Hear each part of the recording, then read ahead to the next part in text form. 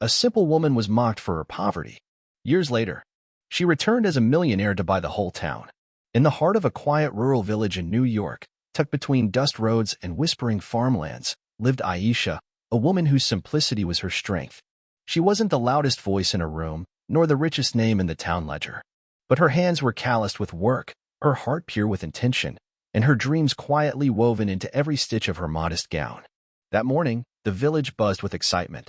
Word had spread like wildfire. Aisha was to be engaged to Daniel, the only son of the powerful merchant, Mr. Salim. Before we move further, please ensure to like, share, and subscribe for heartwarming stories like this. For days, she had sewn her own engagement dress, ivory cotton embroidered with soft blue thread, a labor of love. To her, this was more than a celebration. It was a promise of belonging, of finally being seen as enough. She had been raised by her widowed aunt, taught to be gentle, to work hard, to never ask for more than she deserved. And today, she believed love had come knocking at her door, asking for nothing but her heart in return. The venue was a humble one, a shaded space near the village center, draped with fabric, lined with simple garlands. A few local women hummed folk songs, and children peeked from behind trees, giggling in anticipation. Aisha sat quietly, a hopeful glow in her eyes, clutching the ring box Daniel had given her just days before. But the warmth of her smile began to flicker when Daniel's family arrived. They stepped out of their expensive car like royalty descending upon commoners, his mother in layers of silk, his father stone-faced, and Daniel himself, caught somewhere between nervousness and guilt. The hush that fell over the crowd was heavy. Something felt off. Aisha rose to greet them, bowing her head respectfully. But instead of open arms, she was met with a look of disgust. Mrs. Salim's eyes scanned the setting, the people, and finally, Aisha's dress, as if the air itself offended her. "This is the girl," she said, her voice cold enough to silence even the curious children nearby. "This is the nobody you wish to marry?" Murmurs rippled across the gathering like wind through brittle leaves. Aisha stood frozen, her hands tightening around the ring box, trying to understand what was happening. Daniel stepped forward, lips parted to speak, but no words came. Mrs. Salim walked toward Aisha slowly, the heels of her shoes sinking slightly into the dusty ground. Then, with an elegant sneer, she plucked the box from Aisha's hands. Her fingers opened it, revealing the modest gold band inside, a ring Aisha had treasured not for its worth, but for what it symbolized. "You call this an engagement ring?" she spat, and in one swift motion, hurled it onto the ground. The sound it made was soft, but it rang louder in Aisha's chest than any scream. "She is not one of us," Mrs. Salim declared. "She is not worthy of our name, our wealth, or our time." Silence followed. A thick, stifling silence that seemed to trap even the wind. Aisha looked at Daniel. He didn't move. He didn't object. He didn't even look at her. Her eyes welled, but she did not cry, not yet. She didn't plead, didn't question, didn't curse. Instead, she took one slow breath, lowered her gaze, and stepped away, past the ring on the ground, past the stairs, past the dreams unraveling inside her. No one stopped her. And as she walked away, barefoot on the dirt path that led back home, her heart broke in a way that made no sound. But in that silence, something else stirred, something deeper than pain, something waiting. The village had fallen silent. Even the moon, pale and half-hearted, seemed reluctant to witness what had unfolded hours earlier. The celebration that never happened. The ceremony that collapsed before it could even begin. Aisha sat alone in her room, her modest engagement dress still clinging to her like a cruel joke. The blue embroidery she had sewn by hand now looked faded, almost ghostly in the lamplight. The house, once filled with anticipation and prayers, echoed only with the sound of her breath steady, restrained. Her aunt had tried to console her earlier, whispering kind words, trying to persuade her to rest. But Aisha hadn't responded. There was nothing left to say. Shame hung over her like a storm cloud, thick and unforgiving. Yet beneath it, something far more potent stirred. It wasn't rage. It wasn't even heartbreak. It was clarity. Aisha folded the dress and placed it carefully in the wooden chest by her bed. Then she gathered her few belongings, a worn leather bag, a faded photo of her parents, and the small notebook where she scribbled dreams she never dared to speak aloud. She didn't cry. She didn't say goodbye. Slipping quietly through the front door, she stepped into the night. Gravel crunched beneath her bare feet as she made her way down the winding path that led out of the village. The cool air nipped at her skin, but she welcomed it. Pain was no longer something to fear. It had already found her. Now she was simply walking through it. Every home she passed was dark, save for the occasional flicker of oil lamps behind drawn curtains. The same neighbors who once praised her kindness were now silent witnesses to her disgrace. She wondered if they would still talk about her tomorrow, or if they would forget her altogether. Just another girl who thought she could cross the line between poverty and privilege. But she would not be forgotten. At the edge of the village, where the path met the open road, Aisha stopped. She turned and looked back, her eyes tracing the silhouette of the only place she had ever known. The crooked rooftops, the leaning fences, the trees that stood like sentinels. So familiar, yet suddenly foreign. Her life here was no longer hers. It never had been. For a moment, a chill of doubt crept in. Could she survive without this place? Could a woman with nothing but bruised dignity and a stitched-up notebook really begin again? Then, as if summoned by something deep within her, the words formed in her mind, not loud, not dramatic, but fierce and unwavering. I'll return, not to beg, but to own everything they once used against me. And with that vow, something in her shifted. She didn't feel small anymore. A dim set of headlights appeared in the distance. The old intercity bus, always late, always rattling like it might collapse before reaching its destination. She waved it down, and it screeched to a halt beside her. The driver barely looked at her, just motioned toward the steps. She climbed in and handed over the last of the money she had hidden in her dresses and her hem. The city was 10 hours away. 10 hours of silence, 10 hours of memories flashing through her mind like ghosts trying to cling to her spirit. She didn't let them. Instead, she stared out the window, watching the road stretch endlessly ahead. Somewhere on that road lay something better, or at the very least, different. She arrived as the first signs of dawn began to color the sky. The city was nothing like the village. It smelled of smoke and speed. People moved quickly, as though chasing something invisible. The air buzzed with voices and engines and a kind of urgency she had never known. It was overwhelming, but it was also freeing. Still, freedom didn't offer food, nor did it provide shelter. For 2 days, Aisha wandered. She asked for work, any work, washing, lifting, scrubbing, but doors closed as fast as they opened. Her voice, always gentle, was often drowned out by the noise. Her clothes marked her. So did her eyes, too wide, too new to the streets. She slept one night near a crowded station bench and another in the corner of an alley, where the world forgot to look. On the third morning, she stood near a food stall, hoping someone might toss away leftovers. Instead, a woman with a clipboard approached her. Her name was Sister Mary, and she ran a women's training shelter just blocks away. She had seen Aisha from afar and recognized the signs, not just of hunger, but of hidden resolve. The shelter was nothing grand, cracked walls, dim bulbs, chipped tiles, but to Aisha, it felt like a sanctuary. For the first time in days, she had a bed, a shower, a voice that asked her name without judgment. Sister Mary believed in giving women not just food, but tools. Aisha was handed a schedule of courses: tailoring, basic accounting, language lessons, even a computer literacy class. She stared at the list for a long time, unsure if any of it could belong to someone like her. But when she picked up a needle and thread again, this time in a training hall with other women just like her, it felt familiar, empowering. No one laughed at her work. In fact, they admired it. Her fingers remembered the rhythm, the pull, the patience. And when she added numbers in the accounting class or learned how to send her first email, something opened inside her, the realization that knowledge was a weapon no one could take away. Her days became structured, purposeful. Her nights were filled with quiet study, silent prayers, and the hum of distant traffic. She spoke little, observed much, and wrote even more in her notebook. The pain she had carried was still there, tucked between her ribs like a folded note. But now, it had company, vision, hunger, and something dangerously close to hope. One evening, after a long day of sewing training and balancing worksheets, Aisha stood by the shelter's narrow window, looking at the flickering skyline. It wasn't beautiful, but it was alive. And so was she. The years had reshaped Aisha. Not only in the way she walked or the clothes she wore, but in the silence she carried, a silence that knew failure, burned with discipline, and whispered visions only she could see. After leaving the training shelter, Aisha had started small. She rented a cramped corner of a shared workshop near the edge of the market. With a single sewing machine and scraps of fabric bought on credit, she stitched by hand for customers who could barely pay, yet she treated every garment like it belonged on a queen. She took no shortcuts, allowed no excuses. And slowly, word began to spread.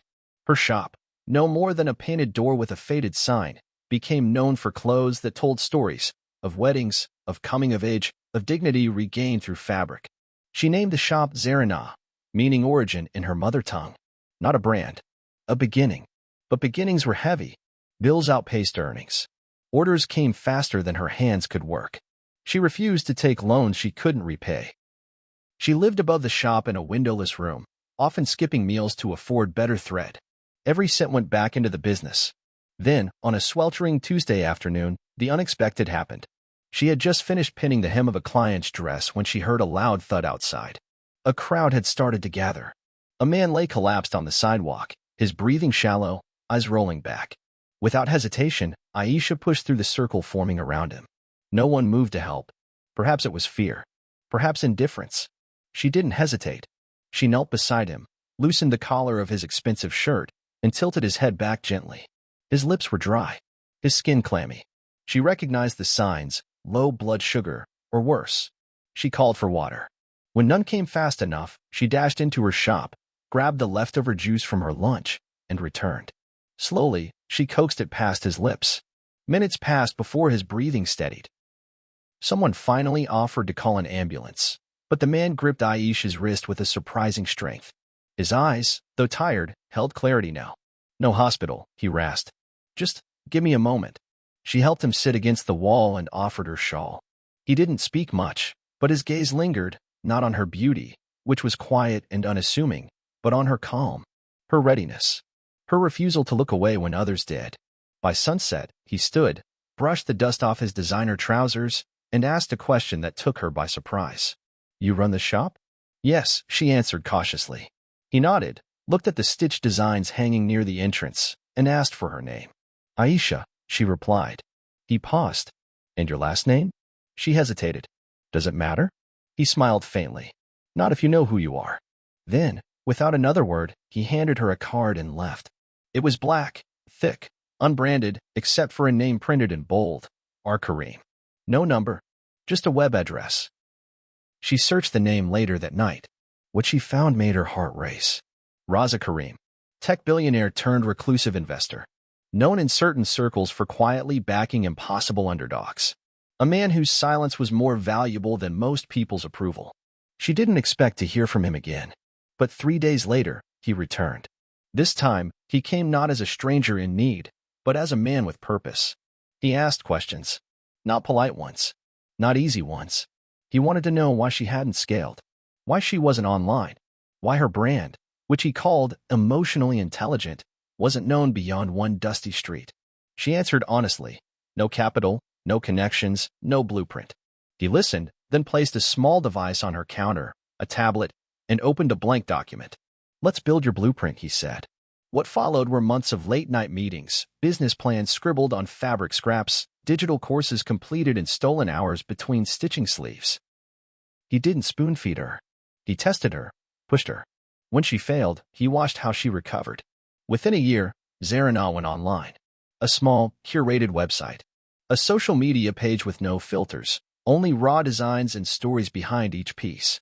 Customers from across the country found her. Orders grew. She trained young women to help, rented a larger space, then another. Her story, once one of disgrace, became the fuel for her brand's identity, resilience, detail, and pride in origin. Clients didn't just buy dresses, they bought the strength behind them. Kareem stayed in the background, advising when needed. He never took credit. He never asked for a share. His only request was that she never dilute the mission for the sake of trend. 5 years passed. Zarina became a name whispered across fashion panels, spoken aloud in startup circles, and featured in articles where readers searched the margins for a photo of the woman behind it all, but rarely found one. Because Aisha, now operating under the name Aya Khalid, preferred shadows. She declined interviews. She avoided red carpets. While her designs walked international runways, she walked through local markets, sourcing materials by hand. No longer did she wear the plain cotton dresses of her youth. Her style was sharp, elegant, yet never loud. Tailored to her silhouette. Minimalist. Powerful. But it wasn't the clothes that signaled change. It was her silence, the way she now carried her past without letting it crush her. She didn't need to prove anything anymore. Her office bore no grand titles, no plaques, just a handwritten quote above her desk. The roots know their worth, even if the sky forgets their name. Behind the quiet elegance of her brand was still the girl who once stood barefoot under a sun that watched her dreams shatter. But that girl had grown into a woman whose name echoed in boardrooms and whispered through fashion halls. Not for drama, not for fame, but for the legacy she had sown, thread by thread. And yet, she hadn't looked back. Not yet. The black car rolled into the village just after sunrise, silent as a shadow and just as unreadable. Its tinted windows revealed nothing of the woman seated within, nor did the polished exterior bear any mark of familiarity. To the villagers who paused their morning routines to stare, it was just another stranger passing through, perhaps a tourist lost, or a government official come to survey what was left of a place time had nearly forgotten. But it wasn't a stranger. It was Aisha. Years had passed since she walked away barefoot and broken. Now she returned wrapped in understated elegance. Her clothes bore no logos, no loud colors, only fine fabric that whispered of power. Her features, once soft with naivety, now held a quiet sharpness, refined by time, ambition, and silence. But beneath the calm exterior was something else, purpose. No one recognized her. She had expected that. Time had blurred her memory in the minds of those who once stared at her with judgment, then quickly turned away. Perhaps they believed she had disappeared forever. Perhaps they hoped she had. But the truth was, she had never truly left. Not in spirit. As she stepped out of the car, a hush followed her presence. No greetings, just eyes. Curious, cautious. Her heels struck the dusty ground with quiet rhythm as she walked past the bakery that now stood empty, its once sweet aroma long gone. The school roof sagged, patched by rusted tin sheets. The central market, once alive with chatter, now echoed with the sounds of hunger and hard times. She paused briefly near what used to be Daniel's family store, once the pride of the village, now struggling like the rest. The windows were dusty, the shelves barely stocked. A rusted sign swung above the door, squeaking faintly in the breeze. The irony did not go unnoticed. Aisha didn't speak to anyone. She didn't need to. She had not come to announce her return. She had come to reclaim, not through words or vengeance, but through precision. Back in the city, she had already done her research. Names of business owners, property values, debts incurred. What she saw in person only confirmed what she'd read. The town was ripe for change, desperate even. And desperation, she knew, often sold its pride cheaply. Within the week, she hired an agent, a discreet one. He was given clear instructions.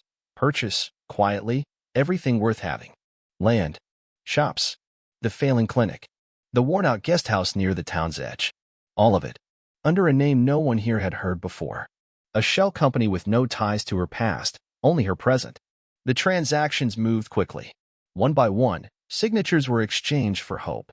Owners, eager to be rid of burdened properties, never asked too many questions. All they saw was a savior's money. None of them noticed the thread connecting each purchase, the invisible hand behind it all. She didn't rush. She didn't boast. There were no headlines, no drama. Just slow, steady acquisition. And each night, from her rented suite in the nearest town, Aisha looked over the growing list of deeds now in her control. Pieces of a puzzle she once walked away from, now fitting perfectly into the palm of her hand. But she wasn't finished. Not yet. The estate once stood like a crown on the village's brow, proud, towering, unbothered by time. With its wrought iron gates, white columns, and manicured gardens, Daniel's family home had long symbolized untouchable wealth and superiority. But time had a way of humbling even the proudest stones. Now, the gates creaked from neglect. The garden was dry, the paint peeling. The family's business had bled losses for years, and the debt collectors no longer knocked politely. What once seemed permanent had become brittle, fragile, and ready to fall. Word spread quickly. The Salim estate and the family's last standing store would be auctioned off to settle unpaid loans. It was unthinkable. The very name, Salim, had once silenced disputes, opened doors, commanded deference. Now, it was nothing more than a liability written in ink on court papers. Desperation clung to them. Daniel tried reaching out to distant relatives. His mother whispered calls to old friends, old rivals, even old enemies, anyone who might save their name. But no help came. Pride had burned too many bridges. The auction day arrived under a sky too bright for the family's despair. Villagers gathered like moths to flame, not to buy, but to witness, to see for themselves what disbelief had been brewing for weeks. Whispers filled the air as chairs scraped and people shuffled into position. The auctioneer cleared his throat and began. Lot after lot, furniture, antiques, land titles, went up. Most bidders were cautious. The air held tension, but also curiosity. And then came the moment that stilled the crowd. The family estate and the Salim General Store were presented together as a final bundled lot. A few buyers nodded to each other. Some looked away. The price was steep, and the weight of that legacy, though broken, was still intimidating. Then a new figure entered the circle. She wore a silk scarf, draped just so. Her posture was composed, her face partially hidden behind large sunglasses. She said nothing, simply raised her hand with a confidence that froze the room. No one recognized her. Her bid was high, unreasonably so for the state of the property. The other bidders looked at one another, confused, uncertain whether to follow. One man tried to counter, but faltered. Another backed out altogether. The room shifted from murmurs to silence as the gavel hovered in the air. Sold, the auctioneer announced. A breath seemed to escape the room all at once. Daniel's mother gripped the edge of her chair. Daniel's jaw tensed. Their estate, their name, had just been purchased by a stranger. But the reveal had yet to come. The woman stepped forward. Slowly, she removed her sunglasses, her scarf slipping slightly from her shoulders. There was a pause. Recognition moved like a wave, first confusion, then disbelief. It was Aisha. Gasps rippled through the crowd. Even the auctioneer faltered for a moment, unsure if what he was witnessing was real. Daniel rose, stunned. His mother's face drained of color, her mouth slightly open but speechless. Aisha stood still, her expression calm, not gloating, not cruel, just resolute. You once called me unworthy, she said, her voice steady, carrying more weight than a shout ever could. Yet today, I own everything you built your pride upon. She didn't smile. She didn't need to. Her presence alone was enough. Years ago, they had stripped her of dignity in public. Today, she returned not to humiliate, but to reclaim, and nothing more needed to be said. The silence after Aisha's words hung heavy in the air, thicker than the dust, sharper than the stairs. For a moment, the crowd stood still, unsure whether to clap, cry, or simply breathe. But Daniel's voice broke through, hoarse and desperate. Aisha, please. He took a shaky step forward, no longer the man who once stood smug beside her, dripping in pride. The weight of loss had carved lines into his face, and for the first time, his eyes held no arrogance, only regret. I was young, foolish. I didn't know what I was doing, he stammered. We didn't know you'd become this. She looked at him then, the man who had once stood silent while his family cast her aside. The man who hadn't lifted a hand or voice when she was shamed in front of the entire village. Time had not been kind to him. But it hadn't been cruel either. It had simply revealed the man behind the mask. Daniel dropped to one knee, grasping at the hem of her dress, his voice cracking. Forgive me. Forgive us. We were wrong. A murmur swept through the onlookers like wind through dry leaves. Eyes darted between the fallen man and the woman who now towered above him without raising her voice. From behind, a shrill voice rose, familiar, venomous. Don't fall at her feet. Daniel, his mother snapped. She's still the same peasant girl in a silk disguise. You think money changes her blood? Aisha turned slightly, and that was all it took. One glance. No raised voice, no insult, no retaliation. Just a look, measured, calm, final. Mrs. Salim faltered, the rest of her insult withering on her tongue. The woman who had once dismissed Aisha as nothing now stood trembling, her power undone not by a scream, but by silence. Aisha spoke, her voice even. You have 30 days to vacate the estate. The words were delivered without emotion. Not cruel, not cold, just true. You will be given written notice by morning. Legal assistance will be made available if you need help relocating. The woman gasped, as though expecting thunder to accompany the declaration, some spectacle of vengeance. But there was none. No storm. No fury. Only quiet authority. The villagers watched, spellbound. This was not the return they had imagined. No parade. No revenge painted in chaos. Just truth, calmly spoken, and justice that moved like a tide, unseen, unstoppable. Daniel still knelt, his hand slowly falling from her dress as he bowed his head in defeat. His mother stood frozen, her pride crumbling in the face of something she had never truly understood, grace with backbone. Aisha turned, not waiting for a reply, and began to walk away. Her footsteps were steady, but to those who watched, each one echoed louder than a drum. Every stride was a reminder of who she had been, what she had endured, and how far she had come. She didn't look back. There was no need. Behind her, the murmurs began. People whispering her name with awe, some with apology, others with wonder. But none dared speak too loudly, as though afraid to disturb the sacredness of the moment. Her silence, more than any insult ever uttered, had drawn the final line, and it would not be crossed. The grand estate, once guarded like a fortress of pride and privilege, had been transformed into something the village had never seen before, a sanctuary of second chances. The marble floors no longer echoed with the clatter of entitlement. Now they bore the light footsteps of young girls, bright-eyed, eager, and fearless.